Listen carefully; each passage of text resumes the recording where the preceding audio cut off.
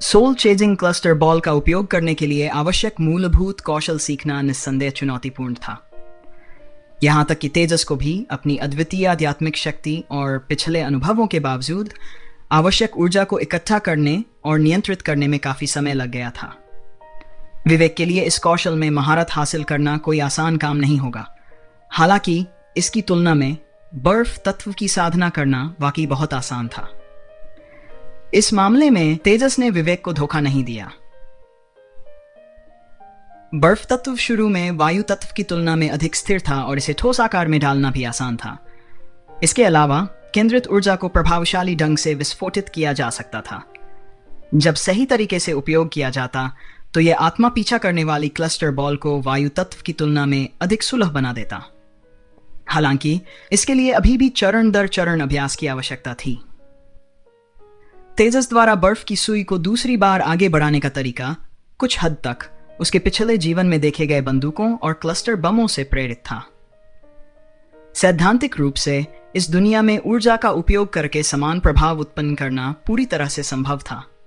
बर्फ के सिलेंडर का आधार स्थिर होना चाहिए और अंदर की बर्फ की मोती स्वतंत्र होनी चाहिए। इसका मतलब है कि आपको इसे बर्फ के सिलेंडर के आधार के साथ नहीं बल्कि स्वतंत्र रूप से विस्फोट करने में सक्षम होना चाहिए। फिर सामने की बर्फ की सुई को बर्फ की मोती के साथ कसकर जोड़ा जाना चाहिए और बर्फ की सुई को बिना किसी अंतराल के सिलेंडर के अंदर फिट होना चाहिए। इस तरह जब आप विस्फोट करते हैं तो सारा बल बर्फ की सुई पर पूरी तरह से लगाया जा सकता है। साथ ही आपको यह सुनिश्चित करना चाहिए कि प्रतिक्षेप सीमित हो। क्या आप समझ रहे हैं कि मैं क्या कह रहा हूं? तेजस ने विवेक को समझाना जारी रखा। मैं कुछ हद तक समझ गया, विवेक ने सिर हिलाया। वह बहुत बुद्धिमान था और तेजस के विवरण से विधि को मोटे तौर पर समझ गया था। अब मैं शक्ति पर ध्यान दिए बिना तुम्हारे लिए एक प्रदर्शन करता हूं। इस तरह तुम इसे देख सकते हो। तेजस ने बोलते हुए अपना दाहिना हाथ आगे बढ़ाया और पवन तत्व की ऊर्जा से बनी एक पवन सुई धीरे धीरे उसकी हथेली में आकार लेने लगी। फिर पवन सुई के पीछे एक छोटा पवन मोती संघनित हुआ। उसके बाद पवन मोती और सुई को घेरने के लिए एक आधार बना। पवन सुई के अंतिम सिरे पर पवन तत्व की ऊर्जा थोड़ी फैल गई, जिससे अंतराल बंद हो गया। बस ऐसे ही, ध्यान से देखो, जिसने कहा, और हवा के गोले को विस्फोट कर दिया। सीटी की आवाज के साथ सामने की हवा की सुई आगे की ओर बढ़ी, दीवार में घुस गई और उसमें एक गड्ढा बना दिया। हालांकि यह पूरी तरह से छेद नहीं था। तेजस का वायु तत्व का प्रयोग प्रभावशाली था और इसके अंतर्निहित सिद्धांत विवेक के समक्ष पूरी तरह प्रदर्शित हो गए। चलो फिर से करते हैं। तेजस ने एक बार फिर हवा की सुई को संघनित किया।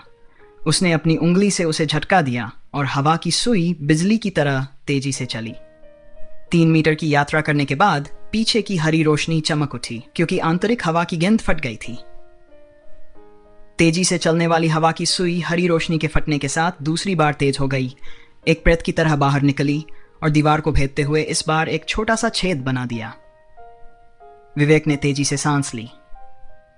अब यह बिल्कुल स्पष्ट था। तेजस ने उसके सामने ही द्वितीयक प्रणोदन की व्यवहार्यता का प्रदर्शन किया था। जहां तक विवेक का सवाल था, उसे अपनी संपीड़ित बर्फ की सुइयों पर पूरा भरोसा था। सुइयों में खुद ही प्रभावशाली भेदन शक्ति थी। अगर उसकी बर्फ की सुई द्वितीयक त्वरण प्राप्त कर सकती है तो इसकी शक्ति तेजस द्वारा अभी अभी इस्तेमाल की गई पवन सुइयों से कहीं अधिक हो जाएगी। द्वितीयक त्वरण की इस अवधारणा ने छिपे हुए हथियारों के लिए एक नया द्वार खोल दिया और सोल चेजिंग क्लस्टर बॉल का उल्लेख भी नहीं किया गया। कल्पना करो कि अगर बर्फ की एक गेंद के भीतर बहुत सी बर्फ की सुइयां छिपी हों। बर्फ की गेंद फटती है, जिससे बर्फ की सुइयां आगे बढ़ती हैं और फिर द्वितीयक त्वरण से गुजरती हैं, जिससे उनकी भेदने की शक्ति बहुत बढ़ जाती है। हमले की सीमा काफी हद तक बढ़ाई जा सकती है। अगर बर्फ की सुइयां दुश्मन के शरीर में घुस जाती हैं और अगर बर्फ की सुइयों में संघनित ऊर्जा की सही गणना की जाती है तो वे लक्ष्य के अंदर भी फंस सकती हैं। उसकी शक्ति। विवेक की आंखों में उत्साह की चमक थी। उसका मुंह खुला रह गया और लगभग लार टपकने लगी। अगर वह इस तकनीक को सफलतापूर्वक अंजाम दे पाता तो उसकी शक्ति अकल्पनीय होती। तेजस ने हंसते हुए कहा, मुझे धन्यवाद देने की कोई जरूरत नहीं है। यह तकनीक तुम्हारे लिए सबसे अच्छी है, बड़े भाई। सबसे पहले बर्फ की सुई के इस उन्नत संस्करण में महारत हासिल करो और फिर हम अगले चरण की साधना कर सकते हैं। इसे संघनित करना मुश्किल नहीं है, लेकिन इसे जल्दी से करना बर्फ के तत्वों पर तुम्हारे नियंत्रण पर निर्भर करता है। तुम्हारे बर्फ के तत्व के साथ सफल होने में लंबा समय नहीं लगेगा। जितनी जल्दी तुम इसे संघनित करोगे और अधिक उत्पादन करोगे, तुम्हारी लड़ाकू शक्ति उतनी ही अधिक होगी। हम विवेक ने बार बार सिर हिलाते हुए कहा। उसने अभी तक सोल चेजिंग क्लस्टर बॉल का उपयोग करने का सपना भी नहीं देखा था। फिलहाल वह केवल इस माध्यमिक प्रणोदन तकनीक में महारत हासिल करने की उम्मीद कर रहा था। तो फिर मैं चलता हूं, बाद में कैफेटेरिया में मिलते हैं। तेजस को अभय राव को मनाने का पूरा भरोसा था। आखिरकार अभय राव उसके रहस्यों से वाकिफ था। उसे बस इतना करना था कि अभय राव को यह बताना कि वह काली अकादमी जाकर विभिन्न राक्षसी प्रजातियों की क्षमताओं का निरीक्षण करना चाहता है और अपने लिए उपयुक्त रक्तरेखाएं ढूंढना चाहता है। अभय राव शायद सहमत हो जाते। आखिरकार तेजस ने बार बार अपनी रक्षा करने की क्षमता और अपनी परिपक्व मानसिकता को साबित किया था।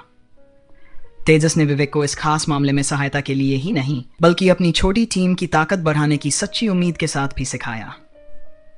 चांदनी और गौरव लाल को डिसऑर्डर विंड स्प्लिटिंग हैमर में महारत हासिल करने में समय लगेगा। शुभंकर के लिए पर्पल डेमोनाइज सबसे कारगर था। विवेक को तत्वों पर नियंत्रण के मामले में असाधारण प्रतिभा प्राप्त थी और इस पहलू को मजबूत करने में उसकी मदद करना उसकी युद्ध क्षमताओं को बढ़ाने का सबसे अच्छा तरीका था।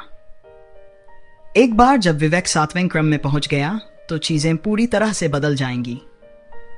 अगले दिन विवेक चुपचाप तेजस के पास गया और उसे बताया कि वास्तव में ऐसा कोई तरीका है जिससे वह काली अकादमी तक पहुंच सके। तेजस एक स्पैरिंग पार्टनर नहीं बन सकता था। वह केवल 10 साल का था और इतनी कम उम्र में राक्षसों के बीच संदेह पैदा किए बिना ऐसा करना सिर्फ इच्छाधारी सोच थी। हालांकि अगर वह सिर्फ काली अकादमी में प्रवेश करना चाहता था तो यह अलग बात थी। राक्षसों के साथ स्पैरिंग के अलावा काली अकादमी में अन्य नौकरियां भी थीं। अगर वह स्पैरिंग पार्टनर नहीं बन सकता था तो चौकीदार बनना हमेशा एक विकल्प था। अकादमी शहर काली अकादमी की सेवा के लिए बनाया गया था और अभय राव पूरे शहर का प्रबंधन करते थे। इसलिए काली अकादमी को कैसे सेवाएं प्रदान की जाएं, ये पूरी तरह से तेजस के गुरु पर निर्भर था। क्या आप निरीक्षण करना चाहते हैं? जब वे दोपहर को मिले तो अभय राव ने तेजस से पूछा। हाँ, मैं देखना चाहता हूं कि क्या कोई राक्षसी देव परिवर्तन मेरे लिए अधिक उपयुक्त है। मैं अब 6 क्रम पर हूं और मुझे एक और क्षमता को एकीकृत करने में सक्षम होना चाहिए। मैं जितनी मजबूत रक्तरेखा को एकीकृत करूंगा, मेरी शक्ति उतनी ही अधिक होगी। तेजस ने अभय राव से कहा। अभय राव ने थोड़ी भौंहें सिकोड़ी। क्या तुम्हें यकीन है कि तुम उच्च स्तरीय राक्षसी देव परिवर्तन के साथ विलय कर सकते हो? उन्होंने पहले जिन लोगों को तेजस के साथ एकीकृत होते देखा था, वे लगभग सभी निम्न स्तरीय थे। तेजस ने उत्तर दिया, केवल इतना ही नहीं, बल्कि मैं उनके बीच स्विच भी कर सकता हूं। तेजस ये बात अभय राव से छिपाना नहीं चाहता था। आखिरकार अभय राव पहले से ही उसके सबसे महत्वपूर्ण रहस्य से वाकिफ था और अगर वह और अधिक जानता तो वह तेजस के साथ बेहतर तालमेल बिठा पाता। चाहे अपनी दिव्य चेतना के माध्यम से हो या बाद में सेलेस्टियल फॉक्स विजन के माध्यम से, तेजस को पूरा यकीन था कि इस मास्टर पर भरोसा किया जा सकता है। अन्यथा उसे शायद रिडेम्पशन सोसाइटी द्वारा पकड़ लिया गया होता और कोई उस पर प्रयोग कर रहा होता। अभय राव ने हैरानी से उसकी ओर देखा। ठहर जाओ, तेजस ने धीमी आवाज में कहा। अभय राव का शरीर एक पल के लिए हल्का अकड़ गया, लेकिन अगले ही पल उसकी आंखें चौड़ी हो गईं। क्या ये समय रुक गया है? गौरवलाल का क्रोनोक्रोक रूपांतरण? तुम? अभय राव ने तेजस को आश्चर्य से देखा। अचानक उसे लगा जैसे उसकी सांसें थम गई हों। तेजस मुस्कुराया। मैंने गौरवलाल के साथ बहुत समय बिताया है और धीरे धीरे इसे आत्मसात कर लिया है। इसने आयरनहाइड शील्ड की जगह ले ली है, जो मुझे मूल रूप से गैंडे के दानव से मिली थी। अभय राव ने तेजी से सांस ली। क्रोनोक्रोक ट्रांसफॉर्मेशन एक दूसरे दर्जे का डेमोनिक गॉड ट्रांसफॉर्मेशन रक्तवंश था। यह पूरे रिडेम्पशन सोसाइटी में शीर्ष रक्तवंश में से एक था। अगर तेजस क्रोनोक्रोक ट्रांसफॉर्मेशन सीख सकता है तो इसका मतलब है कि वह उच्च स्तरीय क्षमताएं भी हासिल कर सकता है। वह अभी भी सदमे में था तभी उसने देखा कि तेजस की पीठ नारंगी लाल चमक से जगमगा उठी और उसके पीछे प्रकाश के 2 पंख खुल गए, जिससे हवा में हलचल मच गई और वह ऊपर उठ गया। गोल्डन रॉक परिवर्तन।